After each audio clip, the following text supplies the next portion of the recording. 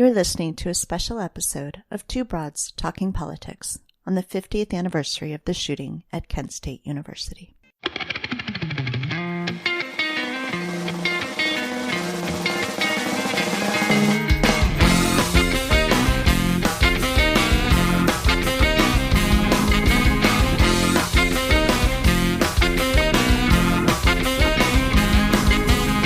Are you listening?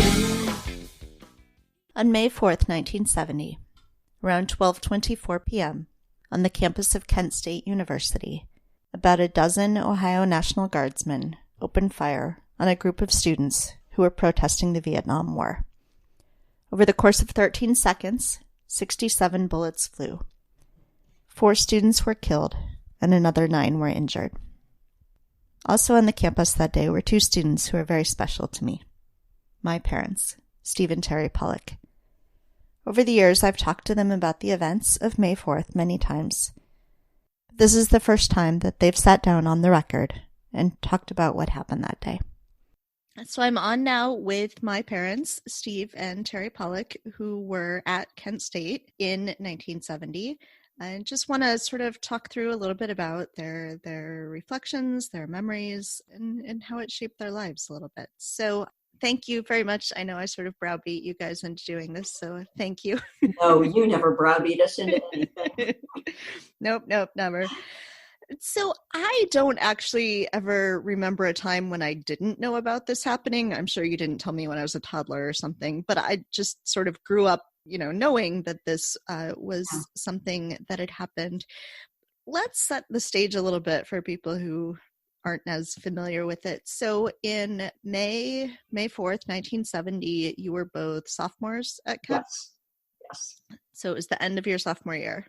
Yes, and we were on quarters then, and May 4th was to be the exact midpoint. Like I had a golf class I was supposed to take, and being an outdoor class, it was supposed to start that day. And you were dating at the time? Yep. And had been dating for a year and a half at that point? Year and a half, yeah. And did you both live on campus? Yes. We did at that point, yes. Not in the same dorms, kind of in the same complex of dorms. Quad of dorms. And this isn't totally related to what happened, but since it's never been recorded before, tell the story of how you met. Of how we met. Okay, I'll start because it was our freshman year. We came in, they had us come in a week before classes. It was called freshman week. And they had like mixers in different places where you could get to know people. So I went with my roommates and my dorm mates to one of these mixers. And I happened to be wearing pants that did not have a pocket. So I didn't have my key with me. And I got separated from my friends at this mixer. And so I walked back by myself, and I was sitting on the steps of my dorm. I had also gone to the mixer with presumably my roommates. And at the end of the evening was walking back to our dorm. Her dorm was the one next to my dorm. So we walked by, and she was sitting there on the steps by herself. And I continued with my friends back to the dorm and had a flash thought in my brain that I hadn't really met anybody at the mixer. Maybe I should go back and meet this girl. And I did. Yeah, but it was because one of your friends dared you. That's the story you remember. I don't Well, it's the story you told me. Anyway, he came up the steps, and there was like a wall next to me. And when he turned the corner to come up the steps, he stopped and he said, "What are you doing here?" Because I'd been sitting there for quite a while, and I guess he assumed I had already gone inside. And I said, "I live here. What are you doing here?" So that was, the rest is history, as we say. 51 years later. Yeah. So then take me to 1970. What's the sort of state of the world, the state of the country? What you guys are young. You were 19? I guess, in May of 1970. I was probably 18. Yeah. Yeah. 18, I was 19. So what was going on? Nixon was president. Yes. Nixon was president. The Vietnam War had been going on for quite some time. It was a very scary time. The year before, there had been a lottery for the draft. And I remember all of us in our dorm, in our girls' dorm, we were all sitting around listening to it on the radio. We did not have computers in those days, and we did not have a television in every room. So some people might have been watching the dorm TV, but a whole bunch of us on my floor were sitting and listening to the radio. And what they did is they pulled one number out that was a birthday, or one number out that was a birthday, and another number out that was the number you had in the draft. So like Dad's birthday was October 29th. So they pulled October 29th, and then they pulled another number, which luckily for us was 200 something. Right. And my one roommate's boyfriend, he had a really low number. And I remember how scary that was for all of us. The Vietnam War was very, very unpopular among our age group. We all knew people who were drafted or signed up, volunteered to go into the military.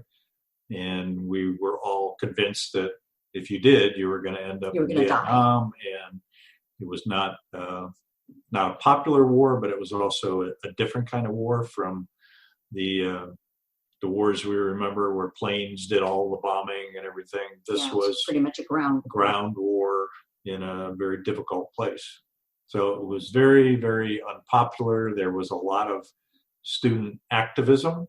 And even though we were not politically active, we all knew somebody who did.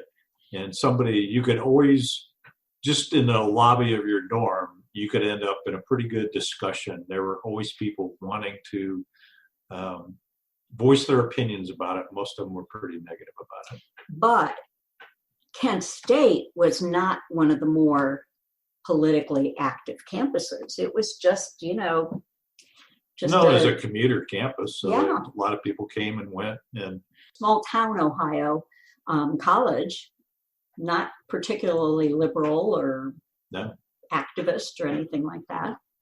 There was a lot of fear. Everyone was scared of either being drafted or their boyfriend or their brother being drafted. So there was a lot of fear among students and among everyone that age. My brother was already in the military, and he had gone through basic training and an assignment and was in Germany at the time. So we didn't think he was going to end up going to Vietnam, but you never know. So we were all concerned about that. And like I said, we all knew somebody in the military that had a pretty good chance of going there. And prior to that, like several years prior, there would be certain ways that you could get out of it. Deferments. If you were in college, if you were married, if you were a parent. But I think they had dropped the student deferments. No, student deferment was still in effect, but as soon as you graduated, you lost that, and you kept your draft number. Yes. So my number was 220 something, and I still had a student deferment, but the minute I graduated, my number would kick in. And at that point, 220, the drafts was not taking that many people. But my best friend from high school, whose birthday was 3 days from mine, his draft number was 7. Yeah. So we knew that the minute he graduated, he was going to end up in the military. He was in our wedding. Yeah. At the end of April, then, in 1970, is when Nixon said that the Vietnam War was going to Cambodia. Yes. And that was particularly unpopular.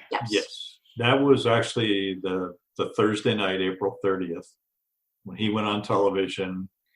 And prior to that, the feeling was that the war might have been winding down, even though we weren't winning it, but there was a recognition that maybe it was going to be reduced in scale.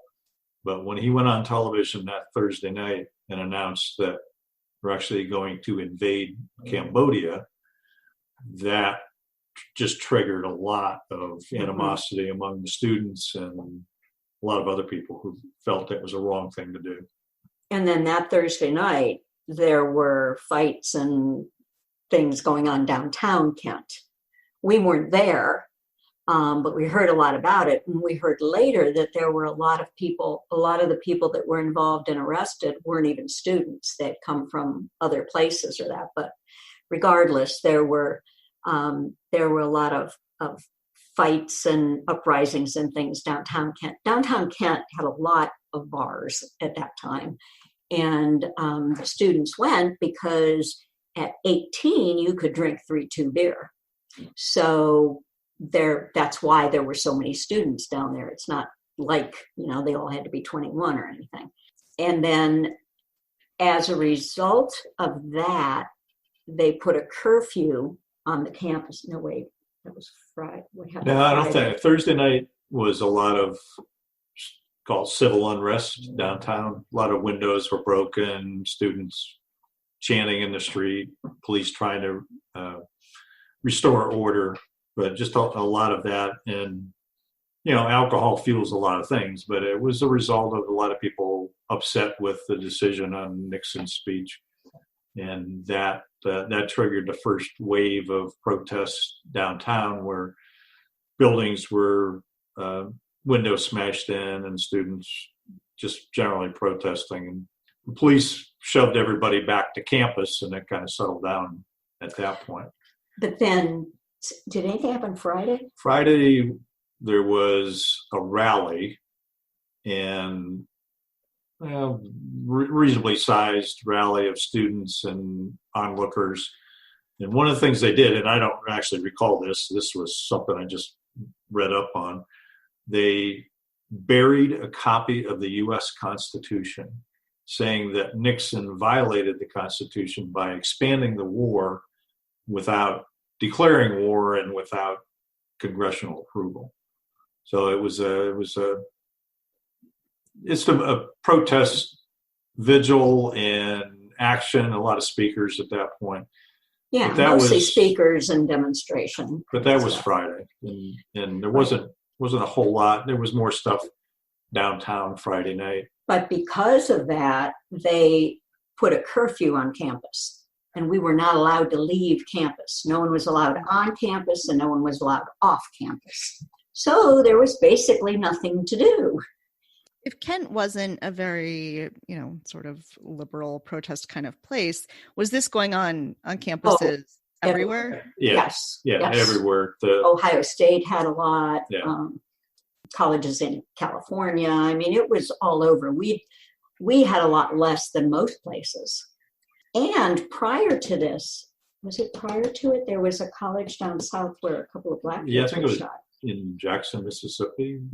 I'm not sure of the timing of that, but there were, I think, a couple students shot there too. Yeah, it was either before or right after Kent, but not as much was made of it, which is another thing. But anyway, so Saturday night, everyone's used to going downtown and going out or going to parties or things.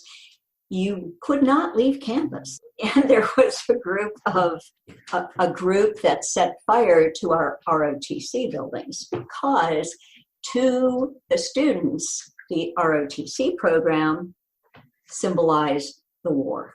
It was the military.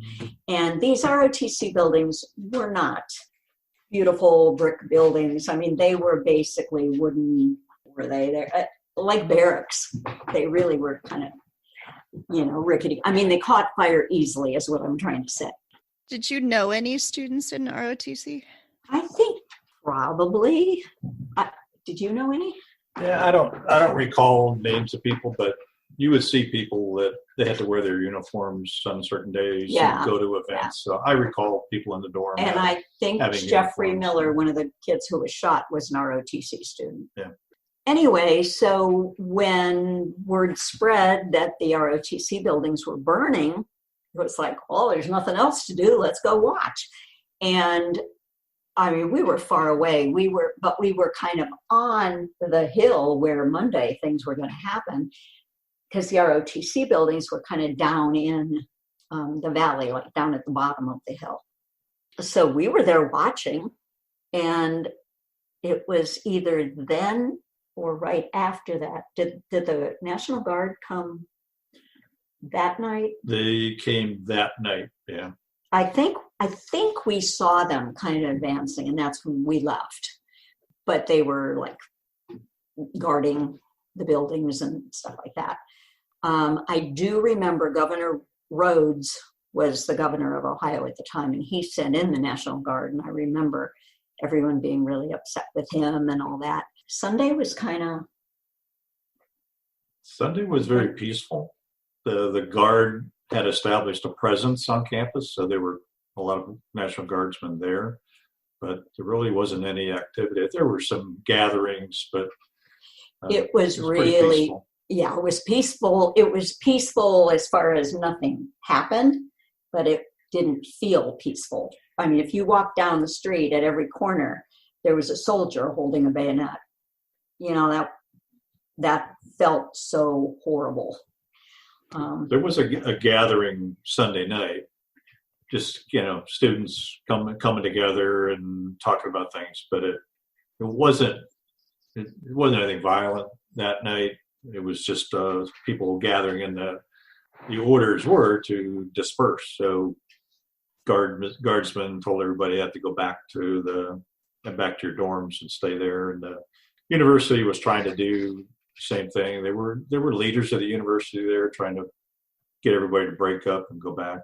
There were certain like social studies profs that would, get involved and try to calm things down. So this was obviously before social media and yes. all of that. Yes, we were talking about that. Yeah. Were you in touch with your families? How did you know what was happening around the rest of the country? We didn't really know. We were just discussing this a little while ago about before social media, before cell phones, how did we even know the ROTC building was on fire and we should go watch it? Well, it was word of mouth. Mm-hmm. There were enough people that would come and go and say things, and whether the story was 100% accurate, that's what got passed on. So we heard that the ROTC building was on fire, and we chose to go take a look at it. Go look from afar. Yeah. But those are the kind of things. We didn't really hear like the prior to Thursday night till after it was done. Yeah. That people said, oh, yeah, there was stuff going on downtown and that. But yeah, a lot of that we didn't know until we were home the following week. But yeah, this was time before cell phones. We didn't have computers. Most of us didn't even watch television because there was like one television in a dorm. We didn't have, all of us had one in our room or anything. We each had one landline phone in each dorm room, and that was it. And our parents didn't have cell phones either. So if you called and they weren't home, they just didn't know you called, or vice versa, because there weren't even answering machines. Anyway, we were told, there were a lot of people that were saying, well, maybe there shouldn't be classes on Monday. Maybe we shouldn't go to class. We were told to go to class on Monday. We were not allowed to stay at our dorm, because we were scared or whatever. We were told to go to classes. And a lot of flyers was one way that things were handled too, because I remember seeing flyers saying there was going to be a demonstration at noon about the war. I'm not even sure why I didn't go, except that I had just left a class and I was in the bus on my way back to my dorm.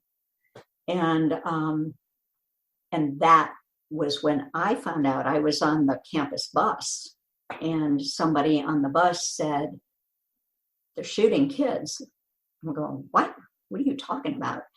And one of Dad's friends, Dave Traub, one of the girls said, Traub's been hit. We think he's dead. Well, it turned out he wasn't, but I remember that fear of thinking that it was someone I knew.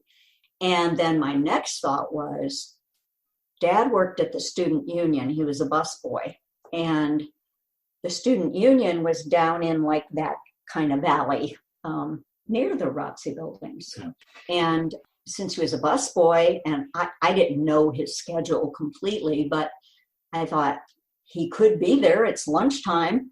And I thought, oh my God, what if he was on his way back to the dorm? What if he walked back to the dorm?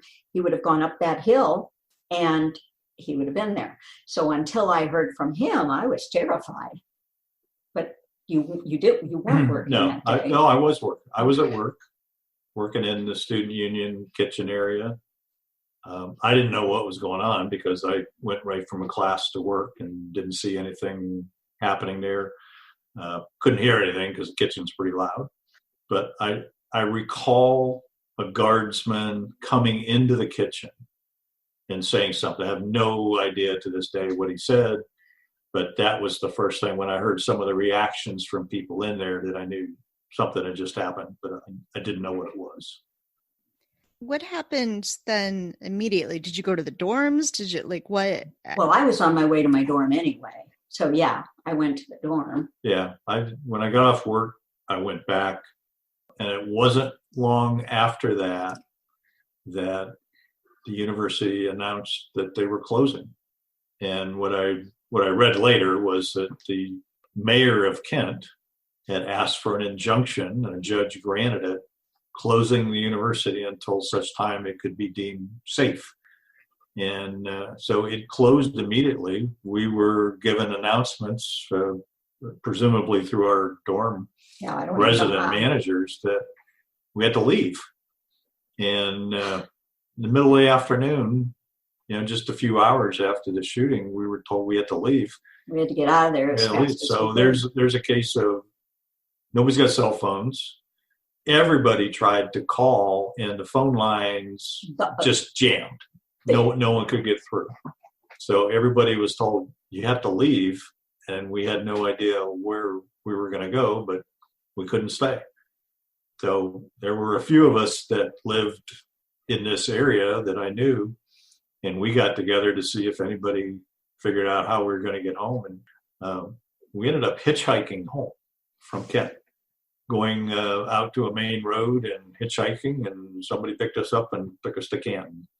And that's 30, 40 miles? Yeah, about 40 miles. And somebody was nice enough to do it. But I don't remember much about that ride. I just remember that was the only way we could leave. I couldn't get a hold of anybody. None of the phones worked. And everybody was told, you have to leave. We're closing. And I do not remember how I got in touch with my parents or they got in touch with me, but I know they came to get me. And I remember my dad saying that when he got to the city limits, he was stopped because they weren't letting anyone in or anyone out. But we had to leave. So my dad had to somehow, I don't know how he did it, but somehow he had to convince this soldier or guardsman or whoever he was that he had a child there that he had to pick up. And so then he came, and I just remember we left. I don't remember a whole lot about it. And did you take everything from your dorms, or did No, you just you couldn't. We were just talking about that before this too, was how did we go back and get the rest of our stuff? I think it was sometime in the summer. Yeah, I don't recall the details of that, but there's no way you could pack everything, because everybody would take a stereo to your room and all kinds of Typewriters. Yeah. So no, I packed a small bag and left, and that's Well, and if you were hitchhiking, you couldn't take very much. Yeah. Did you manage to connect with each other before you left? I don't think so. We must have, or maybe when we got home we did. I don't know. Did you know before you left anything about what had happened? How many students had died? I think so. Well, we knew somebody did. Yeah. And Allison Krause, who was one of the girls that was shot, lived in my dorm on my floor. Now, I was not friends with her, but I knew her. And some of my friends were friends of hers. Now, she is someone who was there at the demonstration, but she wasn't a violent person. Two of the people Sandra Schuer was in a sorority, and she was just walking past. She was like on her way either back to her dorm or from her dorm to a class or something. And Jeffrey Miller too. I mean, he was a ROTC student. He certainly wouldn't have been at a demonstration. So they just happened to be there, and several of the people who were injured were also. And that's what was very upsetting to me when I got home. And like my parents' friends, or at least people my parents' age, of course, they all wanted to ask me about it and all that, which, you're not feeling like talking about it at that point, except I did because they were saying things like, well, they got what they deserved. And I said, I remember just looking at these adults, and I was always a very respectful kid. And I said, how can you say that? And they say, well, they shouldn't have been there. Well, Jeffrey and Sandra had no reason not to be there. And anyone else that was there anyway, what was the point in shooting them? The guardsmen and the students, a lot of them were the same age. I mean, it's not like you have anything against any of the particular guardsmen. I mean, they were young. They probably didn't want to be there either. Yeah, that was one of the things that people joined the National Guard because they figured that would keep them out of Vietnam. Yeah. So rather than going into the full branch of the military, you could join the National Guard. You may still have a chance of going there, but some people did that as a way to avoid going to Vietnam. So they might have had the same sentiments that a lot of students did. Mm-hmm. So it was just a really awful time, and I part of what made it awful was all the people that would make these horrible comments, and and a lot of them had fought in World War II, so they didn't understand being upset about going to war. But Vietnam seemed like such a stupid war. That's kind of how it felt to all of us. It had been going on for a long time. No one even could really remember why we were there or what we were fighting for. And so a lot of us were just really upset about the war. But we certainly weren't. And from what I understand about what happened, there were some guardsmen that said, well, they feared for their lives, but there wasn't anything there, any kind of weapons there other than rocks or if they tear gas canisters that had been thrown at them. So, it was just a very, very emotional time and a really weird thing that happened. I mean, I think everybody's emotions were just so on edge that it just happened. There were also 9 students who were injured. Did you know any of them? No, I mean, there's always been stories about them because a couple of them were local. There's somebody that was from East Canton, Dean Kaler, and he was the most severely wounded. He's paralyzed, still in a wheelchair. And he became pretty active in a lot of the events there. Kent State has done a decent job of memorializing this and having, not at first, but having events to keep the truth going about it. And Dean Kaler has always been one that went there and would speak at the events. And he became active in a little bit of politics locally. So he's been one that there's always been stories about him because he's local. The rest of them, I don't really know. Tom Grace was one of them. I remember hearing the name. There were several that lived in Akron too, which isn't all that far from us. And so we'll read the paper and see their names every now and then. Some of them are politically active, but most of them, I'm not even sure if I would know the name if I heard it now. So then the rest of the quarter was done just remotely, presumably not virtual. You didn't have the internet. No. Done by mail correspondence. Yeah. It was really bizarre. Every prof could decide how you could finish the course. Some of them you had to write a term paper. Some of them might give you an exam that you had to take and mail back. They were all different. I do have kind of a funny story involving that. I was scheduled to take beginning golf, which I was really looking forward to take because Dad, as you know, is quite the golfer. And I thought, oh, that would be something we could do together. Well, if you had an outdoor class, it was supposed to start on May 4th.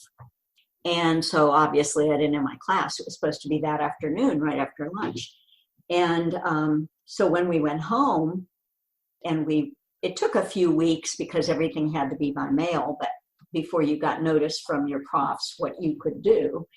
So I was kind of assuming maybe you just, in something like golf, you just have to take an incomplete or something. But you could write a term paper. So I wrote a term paper on chipping. So I got an A in golf.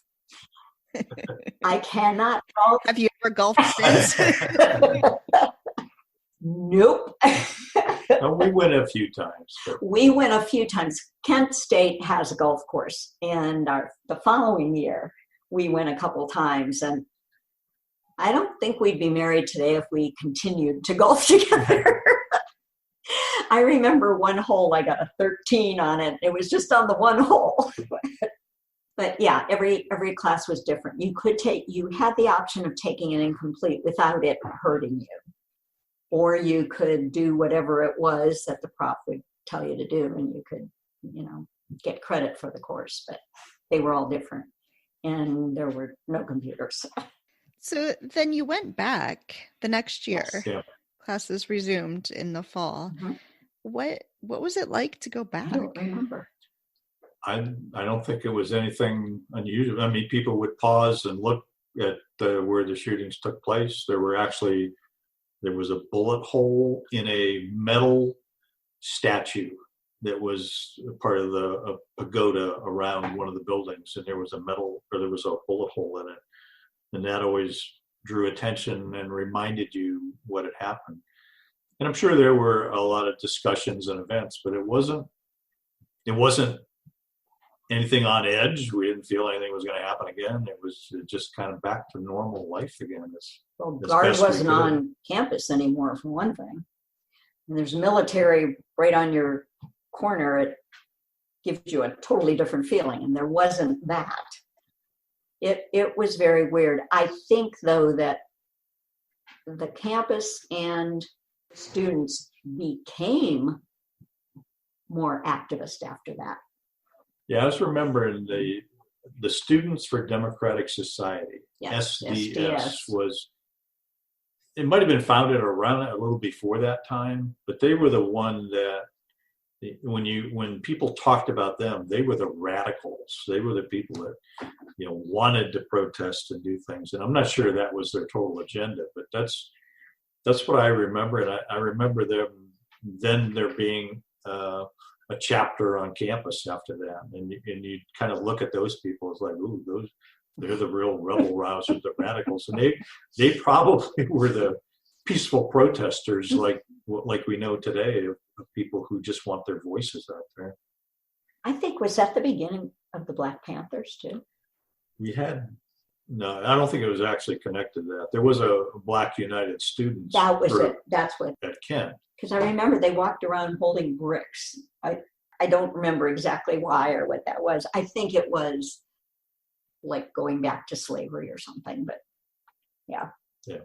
But anyway, our point being that there were some groups then that formed after that really weren't so much before that. Do you think that having experienced that, and not just having been on campus for it, but having experienced the tumultuous moment, being in college at that time, that had any long-term effect on how you view government, how you think about whether the government is there to help you and support you, or is not always a force for good? I don't know, but growing up in Cleveland, I was always a Democrat. I mean, I just was. My family was. It just was something we were. And I think I became more politically aware then. I was never really much of an activist or anything, but I know that I became more kind of staunch, at least in my feelings at that point. I think my takeaway was recognizing the polarization of viewpoints about Kent and the way that people's opinions were, like Mama said, some people were cheering that students got killed. And students were appalled about the older generation thinking that way. And it was just, you could not bring those people together. And we see that today on a lot of things, the polarization. You cannot change people's minds about certain things. And that was something that stuck with me, that I couldn't believe that we all saw the same thing and came away thinking so differently about what had just taken place. And to this date, there are people that really think that the National Guard did the right thing. And There are. How did your parents react, Dad? They were more conservative. Yeah, it was a very conservative household. I don't think they voiced too strong of an opinion, but if I were to guess how my dad felt, my dad would have not wanted me anywhere near them and probably thought that the National Guard did the right thing. So we didn't have a lot of discussion about it. They were happy that I was safe and people we knew were safe. And like I said, my brother was already in the military and that he was going to stay in Germany.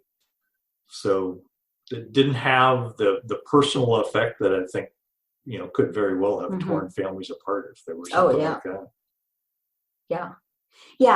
It I don't know if it changed one thing that it did affect my feelings about government in some ways, in that if they had not reacted so strongly, if Governor Rhodes had not sent in the Guard when he did, because at the time, I suppose it made sense when the building was burning to do something, but after that, nothing really happened. But the Guard was there, and that just kind of inflamed everything. And the same thing with the mayor of Kent, The mayor of Kent had actually asked for backup because of the, what had taken place downtown. And he requested that the Guard be on notice if he needed them. But I think the governor made the decision to send them in. The governor was highly unpopular among young people too. So yes, he was. Yeah. And he actually had a press conference. He made some statements about, this is what's wrong with society, these people protesting. And so he kind of inflamed some of the feelings there too. And so we had a very unpopular president with our generation, with Nixon, a very unpopular governor with our generation. And the two of them were they didn't do anything to curry favor with the students at that point. I think there's some really interesting parallels now, 50 years later, with a president, obviously, who's wildly unpopular with the whatever generation they are, Generation Z, after the millennial generation, the people who are in college now. And these interesting parallels of having to leave campus suddenly and the rest of the quarter semester being done in a disrupted way. But of course, that's the entire country, it's a not different just thing. Yeah, a but single still, campus. but it's so polarizing in how people are thinking about it. Yeah. Truck drivers were a few weeks before had gone on strike. Teamsters were actually on strike. So the National Guard had been trying to keep order among truck drivers, and it wasn't a pleasant experience for them either. There were some, some violence associated with that. So they went from that setting into a student campus. Setting, and the students did throw rocks and hurl bottles and things like that, break windows. There were some things there. I don't think it escalated to the point that deserved the results, but yeah, in any kind of situation like that. And if there were 3,000 students at a rally, 100 of them were doing something that they shouldn't have been doing. Yeah. When I think about government's role in this, it's like it inflamed it. And that's part of what scares me so much about Trump. He inflames these things. It's not necessarily that he starts them, although I don't know, his dog whistles might, but he eggs them on, or he makes it worse with his rhetoric. And that's what happened then. It wasn't just rhetoric, though. But yeah, I think there's a lot to be learned. I don't know if it's been learned. I don't know if it will be. I was just asking Dad the other day, when did they make that movie, They Shoot Horses, Don't They? Because I remember sometime around then someone saying, they shoot students, don't they? And it was like, oh, yeah. Yeah, it was a weird time. I do remember asking my dad the night that I went back home. I remember saying, is this the end of the world? Is this, I couldn't imagine anything being worse. And I guess you can always imagine something being worse. Yeah. For those that don't know a lot about Kent and, how it happened, there were commissions and studies and everything. And to this day, 50 years later, no one knows why they shot it.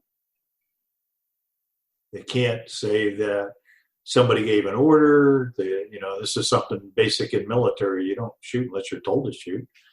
And to this day, after all the studies and audio tapes and things to this day, nobody knows why they did it.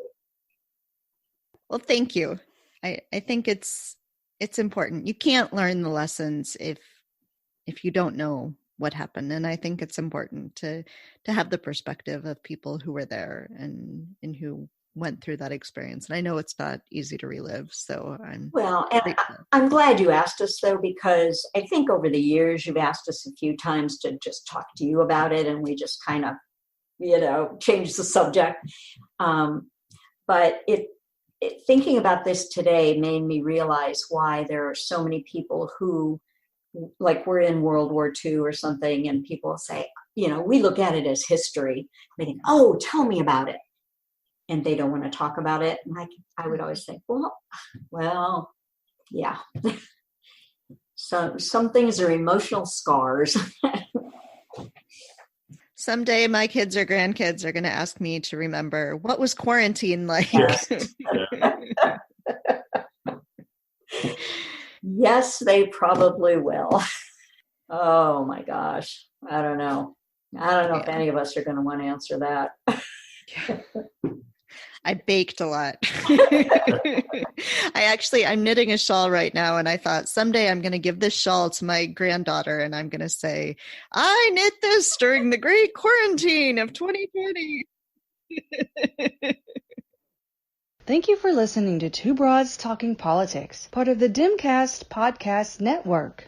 Our theme song is called Are You Listening? Off of the album Elephant Shaped Trees by the band Immunuri, and we're using it with permission of the band. Our logo and other original artwork is by Matthew Weflin and was created for use by this podcast. You can contact us at twobroadstalkingpolitics@gmail.com or on Twitter or Facebook at Two Broads Talk. You can find all of our episodes at twobroadstalkingpolitics.com or anywhere podcasts are found.